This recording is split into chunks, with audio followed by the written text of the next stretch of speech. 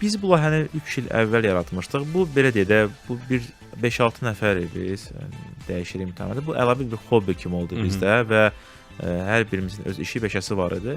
Sadəcə biz boşluq gördük ki, həqiqətən də Azərbaycanda Azərbaycan dilli hansısa bir şəxs istəyir ki, universitetdə məlumat alsın. Çox az resurs var internetdə, çox azdır. Və biz qərar aldıq ki, bir akademiyadakı təhsil edirik, ona görə akademiya adını qoyduq və belə bir layihə yaradaq və məhz Azərbaycan dili auditoriya üçün məlumatlar təqdim edək. Tam düzgün, yəni əsaslara baza olan məlumatlardır. Heç kimə heç nə təşviq etmirik, hansısa bir investisiya məsləhəti vermirik. Sadəcə deyirik ki, hansı alət nə üçündür, hansı alətlə necə istifadə etmək olar, bazardakı oyunçular, broker kimdir, necəsə kömək eləyə bilər və s.